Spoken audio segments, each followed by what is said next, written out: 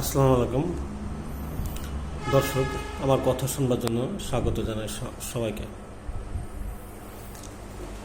আমি গতকাল একটা ভিডিও করেছিলাম যে আমাদের এই ইউটিউবারদের সঙ্গে আমাদের রাজনৈতিক নেতাদের যে বিরোধ তারা ঘোষণা করেছে ইউটিউবাররা। তো আসলে এইখানে ইউটিউবাররা বললে একটু ভুল হবে। আমি এটা দেখলাম যে আসলে ইউটিউবাররা একটা ক্ষুদ্র অংশ, খুব কম সংখ্যক, সেটা ইউটিউবার যারা আছেন তাদের মধ্যে একটা ক্ষুদ্র অংশ এই দেশবিরোধী একটা অপতৎপরতা, যেটা বলবো, যেটা হলো যে বাংলাদেশকে অস্থিতিশীল করে রাখায় তাদের সবসময় লক্ষ্য, সেই কাজটি করতেছেন। তো এখানে দেখলাম যে যারা বিশেষ করে সেনাপ্রধান,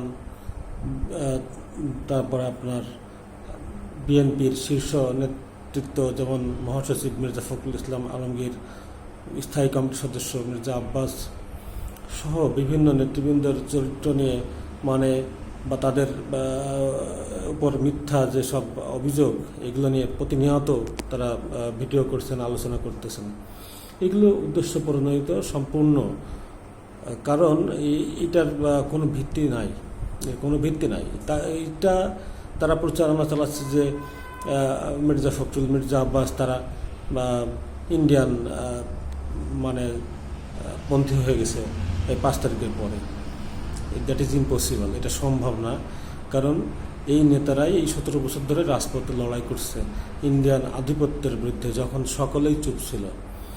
তো দর্শক, একটি কথা এখানে বলা দরকার, যেটা বলছিলাম যে ইউটিউবাররা এখানে খুব স্বল্প সংখ্যক বা অল্প সংখ্যক ইউটিউবার এইটার সঙ্গে রয়েছে।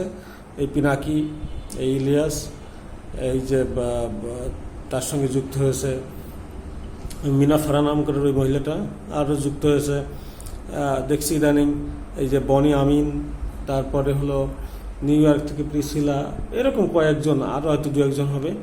কিন্তু আমাদের এর বিপরীতে অনেক যারা ভালো রোল করতেছে, যারা দেশকে স্থিতিশীল বা দেশকে সামনের দিকে এগিয়ে নিয়ে যাওয়ার জন্য, দেশটা স্থিতিশীলভাবে একটা গণতান্ত্রিক উত্তরণ ঘটে, সেই কারণে পজিটিভ রোল প্লে করছে এমন অনেক ইউটিউবার বা সাংবাদিক রয়েছে।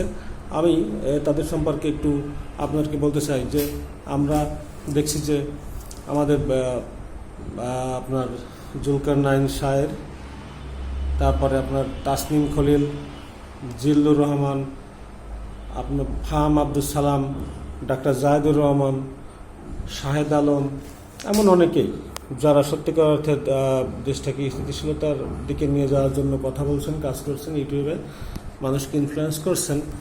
তো আসলে দেখলাম ওই যে চক্রটা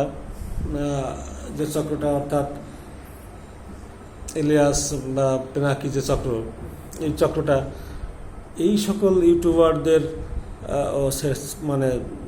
তাদেরকেও ছাড় দিচ্ছে না, তাদেরও চরিত্র নিয়ে হনন করছে, তাদেরকেও বিভিন্নভাবে বিতর্কিত করতেছে, তাদের নিয়েও অনেক কথা বলছে। তো সেইটাই আমি এটা বলতে চাই যে আমাদেরকে এখন বুঝতে হবে বাংলাদেশটা কেবলমাত্র একটা সুষ্ঠু, সুন্দর, গ্রহণযোগ্য একটা ইলেকশনের মাধ্যমে, নির্বাচিত সরকারের মাধ্যমে যখন দেশটা পরিচালিত হবে, তখনই দেশটা কেবল একটা সঠিক পথে এগোবে। গণতান্ত্রিক যে উত্তরণ বা আমাদের যে একটি গণতান্ত্রিক বাংলাদেশ বিনির্মাণের যে আন্দোলন, সেই আন্দোলনটি সফলতার দিকে যাবে।